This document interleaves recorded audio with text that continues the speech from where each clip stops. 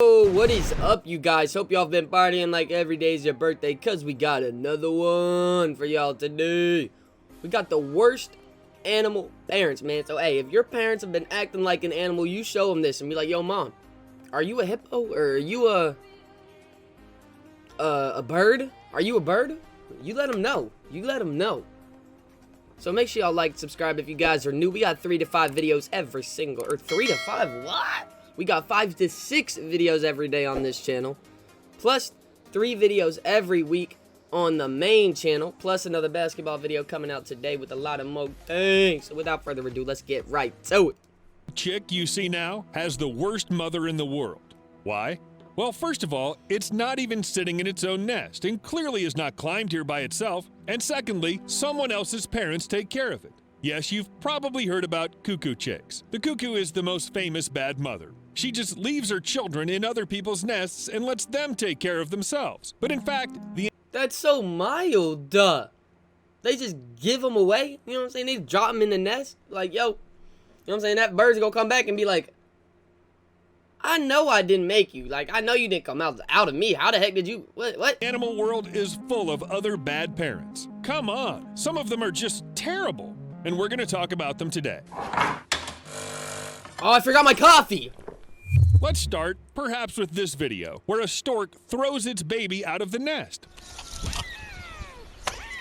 I highly doubt that the chick survived this fall. And oh my gosh, bro, the noise that thing made, yo, that's terrible, y'all. Why is the thing doing this? after that, they call the cuckoo a bad mother? She's like parent of the year. Okay, of course, storks do not do this because they hate children and not because of some mental deviations. Moreover, for some animals and birds, such behavior is, well, normal. I can't believe I'm saying this myself, but the intentional killing of offspring is practiced by many species. There's even a special term, reduction of brood. White storks also do it, but it has nothing to do with their parenting quality. No, it's stop, just bro, leave natural alone. selection. When parents realize that they just don't have enough resources to feed all their babies, they get rid of one or two. Sometimes they choose the weakest ones, but sometimes everything happens by accident. Nothing personal, just survival instincts. And now take a look at these photos. I warn you. Bro, why did I watch this? Y'all just about to make me so sad. Why are there, well, that's so messed up. Like, go work. Go grab some more food or something like that. Or, y'all don't know, bring them to my house. I'll feed them. Like, that's tough. They can shock you. This story happened in Hawange National Park in 2015 and shocked everyone who found out about it. The little hippopotamus was only 2 days old when its mother introduced it to the rest of the herd. Or rather, she tried to introduce it. Everything turned out to be a disaster. Several adults attacked the little one and killed him, literally ripping him to pieces. The mother tried to protect him, but she didn't succeed. The crocodile ate the baby's remains. I honestly admit the whole situation looks like a perfect illustration of the expression cruel wildlife. But as in most cases with the stork, the adult animals had a reason to do so. Why? Most likely it's all about overpopulation. A standard herd of hippos consists of 10 to 15 individuals. Maybe there was just no room for the baby, but this is just a theory. The reasons why hippopotami commit infanticide remain relatively unknown because of the difficulty in studying. Yo, this is not a fun reaction, man. You see that little baby hippo get pieced up? His mama literally just pieced up that baby hippo like it was nothing and then fed it to a crocodile when it was 2 days old. Imagine being born and then getting eaten 2 days later. These aggressive creatures. These are real killing machines. Hippopotami tend to attack even people who are too close to their source of water. Hippopotami?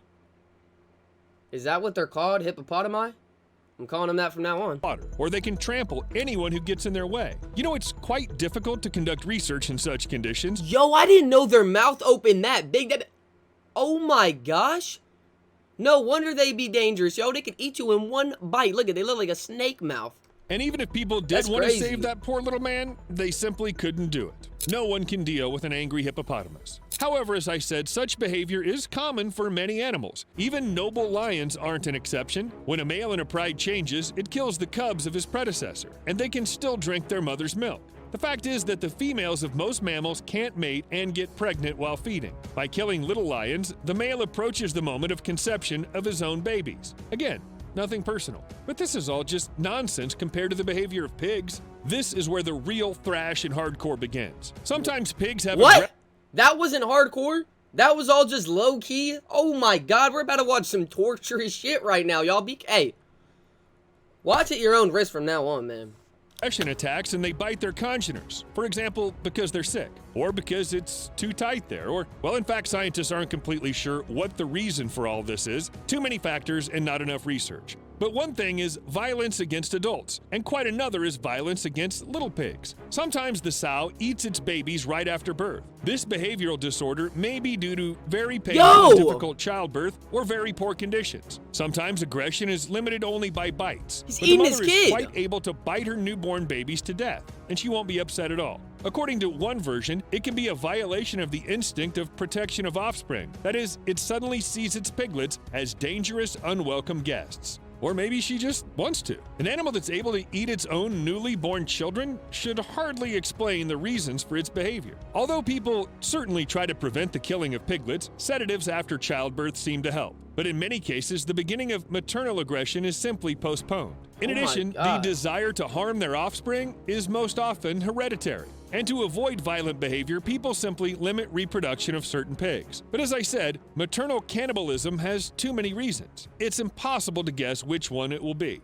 Now let's leave the pig hardcore and go back to the cuckoo chick from the very beginning of the video. Oh my gosh, this is a you very guys. interesting model of bird behavior, but it's not unique. The brown-headed cowbird acts in a similar way. These moms like to outsource their parental responsibilities, so they lay eggs in the nests of other birds. Said, And "Fuck they that, aren't I ain't taking care of that particularly worried kid." about the species. The cowbirds regularly deceive about 250 species, putting to them their responsibility to raise their offspring. But most interesting is that Like, this who the isn't the egg only is way that? that cowbirds deceive others. Even after the grown-up chicks leave the nest, they continue to deceive, asking for food from other birds that didn't even raise them. Can you believe the nerve? But these are all small birds. Eagles are quite another thing. They can be considered quite caring parents. They feed their offspring with fresh meat, Aw, protect man, them from cold, heat, and predators. That's why you gotta love the eagle, man. Shout out to the eagle. You know what I'm saying? The eagle doing it right. Y'all be parents like the eagle. Stop being a hippopotami.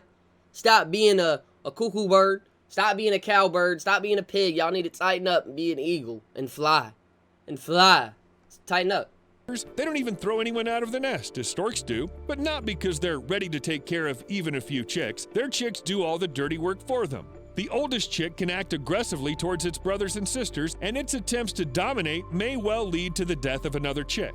Do you know what parents will do? Nothing. The strongest one survives, and this is only beneficial for them. You know, less problems with food, you can spend the time saved on yourself. Bro, but that's wait, your it's not only your eagles. kid. I almost forgot about one of the most famous examples of disgusting parenthood. It's of course pandas. No! I love pandas, yo. If I find out pandas are shitty parents, I might not like pandas anymore. They're one of my favorite animals. Why are pandas bad parents?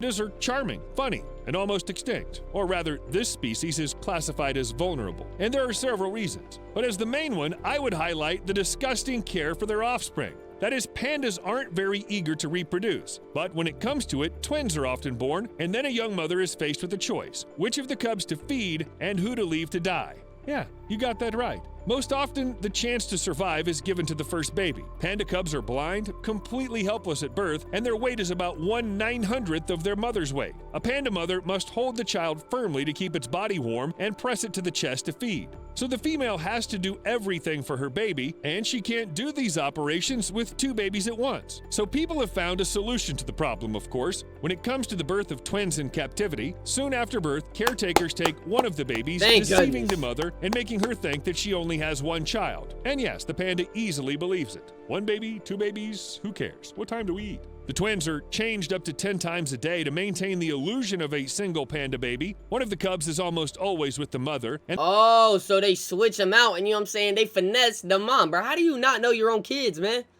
You know what I'm saying? You don't put like a symbol on their forehead or something so you know them apart? Like, what are you doing? the other is kept in an incubator and eats formula. This way, both babies have the opportunity to survive, and their mother, well, she has some sweet water, so everyone's happy. By the way, what about fish and inhabitants of water bodies? Well, everything's pretty strange here too. When a young perch is born, their father guards the territory, circling around the fry and holding them together. Aren't those and he Nemo also eggs? provides protection from potential predators. In short, he behaves like an exemplary parent. After a few days, most of the fish swim away, and at this moment, the male changes behavior. Instead of protecting the rest, he treats them like any other small prey and just devours them. You're either very fast or very dead. But okay, these are just perches. So he waits for them to be born just to snack on them. He protects them all just so when they get out, you know what I'm saying? They're like, oh, hey, Dad. He'd be like, fuck you, son. These parents are wild, y'all. They don't want to play. They don't want to pay no child support, you know what I'm saying? They do not want to have to feed nothing, bruh. They are the snack. They literally reproduce to eat. That's tough, man. It's wild out there. They can hardly be called intellectual. They're not like dolphins. Dolphins would never do such a thing. They would never do that, right? In 2013, researchers managed to witness the birth of a bottlenose dolphin baby. Bottlenose dolphins are the most common species of dolphin, but their birth in the wild hasn't been observed before. But before the scientists could believe their luck, they almost witnessed the infanticide. 2 male dolphins tried to drown the baby about 2 minutes after its birth. Every time the dolphins lowered the newborn baby deeper, the mother raised it above the water so that the baby dolphin could breathe. But a pair of males kept pushing the baby down for half an hour, and even when attempts to drown it stopped, the dolphins remained nearby. During the next 2.5 hours, the males were on both sides of the mother and her newborn, showing verbal aggression. That is, the dolphins swore and threatened them. Such attacks are rare for dolphins. It seems that it was planned in advance, and it seems that the aggressive males were guided by the lion's logic. Scientists believe that males commit infanticide for mating. If a female dolphin has a calf to feed, she'll be unavailable for several years. But if she loses the baby soon after birth, she'll be ready to mate again in a few months. What you talking about, though? If you kill my kid, man, I ain't mating with your dumb ass. You know what I'm saying? If you kill my kid, I don't want to, you know what I'm saying? I don't want to be in no relationship with you, you murderer, you psycho. That's terrible. Well, what can I say? Ew, they shouldn't behave like that. That could have waited. The more Baboons steal lion cubs? What the Yo, I hope you guys enjoyed that video, man. I really did not, y'all. I don't like... You know what I'm saying? That's messed up, man. Make sure you guys are treating your kids good if you guys got any. And, that's messed up. I can't believe people really do stuff like that. But make sure y'all like and subscribe if you guys are new. Make sure to check out the basketball video coming out today. I appreciate all you guys. Much love for all y'all. And deuces.